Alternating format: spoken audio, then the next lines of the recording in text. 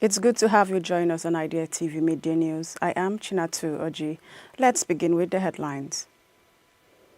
Zambia's ex-foreign minister Malanji jailed for 4 years with hard labor for corruption. NDLEA arrests 26 suspects. Over 14,000 kilograms of illicit drugs in Edo.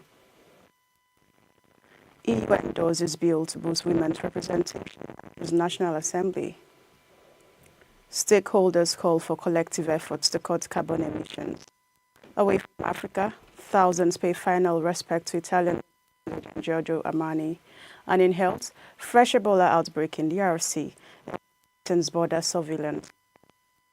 In business, Nigeria's marketing sector record $26.39 million in flow investors' return. And in sports, NBF 6 compensation over World Championship exclusion of Nigerian boxers. Now the news in full. Zambia's Foreign Minister Joseph Malanji has been sentenced to 4 years in prison with hard labor after being convicted on multiple corruption charges. A Lusaka court found Malanji guilty on 7 counts of acquiring properties and helicopters suspected to be proceeds of crime. His co-accused, former Treasury Secretary Fredson Yamba, was handed a 3-year sentence for authorizing the transfer of more than $8 million to Zambia's diplomatic mission in Turkey without proper justification. Malanji, nicknamed Bonanza for his generosity and public mingling, served as foreign minister between 2018 and 2021 under former President Edgar Lungu. His conviction marks the highest-profile sentencing among several former ministers facing corruption charges from Lungu's administration. Magistrate Irene Wishimanga said she exercised leniency in sentencing the 2 men, noting they were the first-time offenders and had presented spirited mitigation through their legal team. President Hakainde Hichilema, who came to power 4 years ago on an anti-corruption platform, has vowed to root out graft. However, his critics argue that corruption also persists in his government, pointing to recent scandals in the health sector where $50 million in U.S. aid was suspended due to alleged systemic theft of medical supplies. The case further deepens Zambia's political divide with Lungu's patriotic front, accusing Hichilema of pursuing political vendettas. Moving ahead, the National Drug Law Enforcement Agency, NDLEA Edo State Command, says it has arrested 26 suspected drug traffickers and seized 41,410.53 kilograms of illicit drugs as at August this year alone.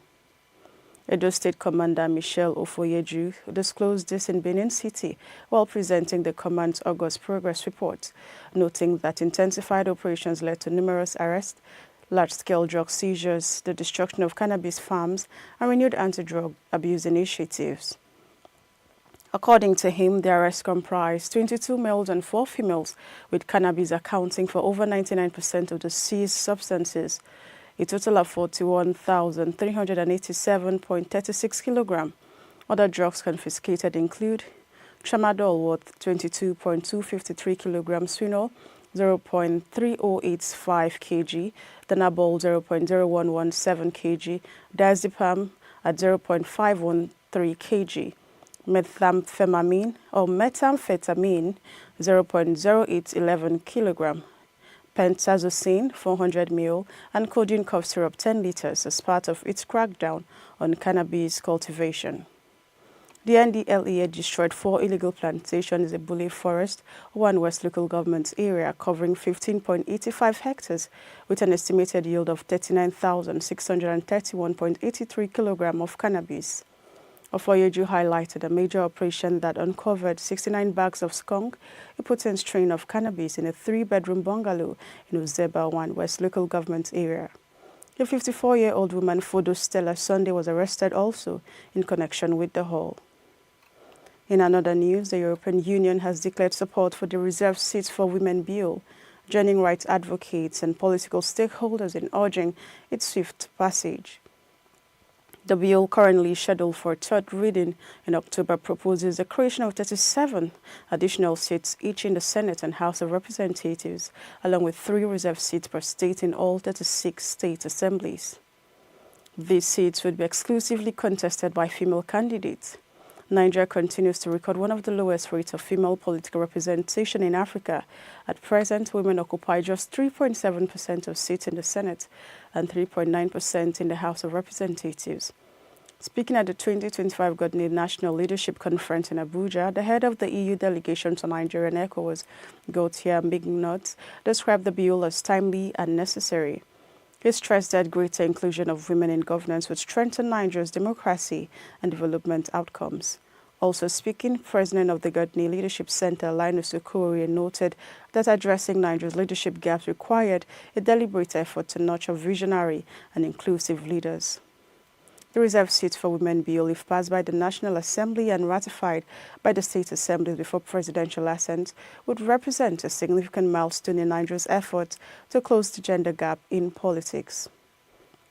Away from that, stakeholders at the Maiden World Decarbonization Summit 2025 have called for urgent and collective efforts to reduce carbon emissions, warning that failure to act poses serious risks to public health and the environment. The two-day summit held in Abuja with the theme Accelerating Decarbonization for a Climate-Secure Future stressed that women and the media are central to climate advocacy and behavioral change, as they are well placed to drive sustainable habits in families and communities. Mandate Secretary for Health Services and Environment FCT, Dr. Adedolapo Fasawi, described climate change as a way of life that demands constant awareness and action. She warned of rising cases of cancer, asthma, and lung diseases caused by carbon emissions and identified vehicle fumes, generators, fossil fuels, and open burning as major sources. Fasawi called for greater investment in renewable energy solutions such as solar power, inverters, and batteries, while stressing the role of women and the media in raising awareness. Also speaking, National President of Women in Energy, Oil and Gas, Mrs. Tolu Longe, said decarbonization represents both a technology and power shift, urging Africa to position itself as a leader in renewable energy. The summit chairperson, Mrs. Toyin Yusuf, called for policy frameworks that balance energy security with sustainability and open opportunities for women in the clean energy sector. Deputy Chairman, House Committee on Environment, Honorable Tessia Ugbo, disclosed the lawmakers advancing a bill to penalize gas flaring and compensate affected communities, adding that the law, once passed, would reduce incentives for offenders and encourage investment in gas capture. The summit resolved that Nigeria must urgently balance its oil-driven economy with renewable energy adoption while mobilizing collective action from governments, industry women, the media, and citizens to secure a climate-resilient future. Let's go on a quick break now. The news continues when we return.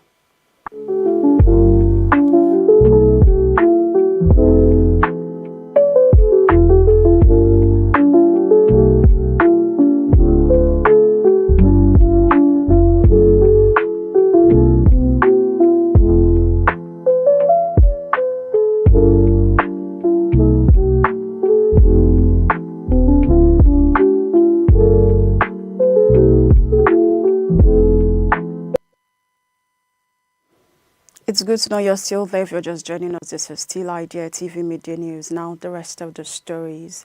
Away from Africa, Milan came to a standstill today as thousands of mourners gathered to honor Italian fashion icon Giorgio Armani, who passed away on Thursday at the age of 91 after months of fragile health. Armani's coffin was laid in state at the Teatro Armani on Via Begomon at 59, the headquarters of his fashion empire. From early morning today, long queues of admirers, colleagues, and fashion enthusiasts formed, many clad in black as a mark of respect. White flowers adorned his wooden coffin, illuminated softly by paper lanterns in a darkened room that reflected the designer's signature, understated elegance. Known as a king of understated luxury, Armani built a global empire worth billions, dressing Hollywood actors, pop stars, and royals alike. He is widely credited with inventing red carpet fashion after opening an office in Los Angeles in 1983 to address celebrities. His creations redefined elegance with clean lines, sophistication, and timeless tailoring. Born in Piacenza, northern Italy, Armani initially studied medicine before switching paths to fashion after working as a window dresser. By 1975, he had launched his own brand in Milan, one that would expand into haute couture, interior design, hotels, perfumes, and even chocolates. His death comes just weeks before the 50th anniversary celebration of his fashion house at Milan Fashion Week. The city has declared Monday, the day of his private funeral, the day of mourning. Armani, who never married and had no children, leaves behind questions about the future of his empire. His nieces Roberta and Silvana, along with nephew Andrea Camerana, are involved in the company, while long-term collaborator Pantelo Del Oco continues to head the men's style office. In a statement, his family and employees vow to protect what he built and to carry his company forward in his memory.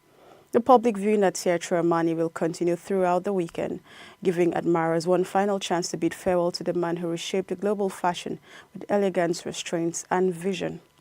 And now in health, the federal government has intensified border surveillance and screening procedures at all entry points across Nigeria following the outbreak of the Ebola virus disease in the Democratic Republic of Congo, DRC. The Director of Port Health Services, Federal Ministry of Health and Social Welfare, Dr. Akpanse, confirmed the measures in an interview yesterday, noting that additional personnel have been deployed to strengthen monitoring at airports, seaports, and land borders. Health authorities in the DRC declared an outbreak of Ebola in Kasai province, where 28 suspected cases and 16 deaths, including 4 health workers, have been reported as of September 5th. Tests confirmed the Ebola virus strain as a cause of the outbreak. Dr. Nse explained that Nigeria, given its travel links to DRC, is at risk but has taken steps to prevent importation of the virus. Meanwhile, the World Health Organization, WHO, has released $500,000 from its contingency fund for emergencies to support the DRC's response. WHO Director General Dr. Tedros Ghebreyesus said rapid response teams are already tracing contacts, collecting samples and delivering personal protective equipment, with 2,000 Ebola vaccine doses pre-positioned in Kinshasa now being deployed. Experts urge vigilance in Nigeria. Public health experts have warned that Nigeria must not let down its guard. Associate Professor of Infectious Disease at Adeleke University, Oladipo Kolawole, stressed interagency coordination. Similarly, Dr. Moses Adewumi, a virologist at the University College Hospital Ibadan, said early detection was critical.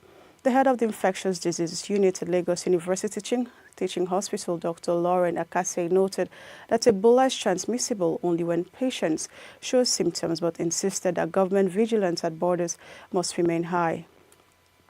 Nigeria successfully contained the 2014 Ebola outbreak, which killed 8 people, but health authorities say the new outbreak in DRC is a reminder of the region's vulnerability to infectious diseases. And now in business, Nigeria's marketing industry has attracted $26.39 million in foreign investment since 2023, reflecting a cautious return of investor confidence after a turbulent 2024. Fresh figures from the National Bureau of Statistics (NBS) show that the sector received $22.13 million in inflows in 2023 before plunging to just $1.29 million in 2024. However, a modest rebound followed in early 2025 with $2.97 million recorded in the first quarter. Industry experts say the renewed interest signals broad economic stabilization and resilience of Nigerian brands. President of the Experiential Marketers Association of Nigeria, Ex-Man, Tolulope Medebem, noted that the rebound, though modest, marks a turning point. Medebem attributed the inflows to recent government efforts to stabilize policy and foreign exchange, as well as brand resilience in engaging consumers. A former president of the National Institute of Marketing of Nigeria, named Tony Agenomen, agreed, describing the recovery as a cautious return of investor confidence. Both Medebem and Agenomen stressed that sustaining the momentum requires stronger governance, adoption of technology, regulatory stability, and regional expansion by agencies. With inflows climbing again, stakeholders believe the sector could play a stronger role in driving economic recovery if governments and industry leaders address persistent policy, unpredictability, and market risk. And now, in sports finally, the Nigerian Boxing Federation (NBF) has formally requested compensation from the World Boxing after 3 of its female athletes were excluded from the ongoing World Boxing Championship in Liverpool due to delayed gender test results.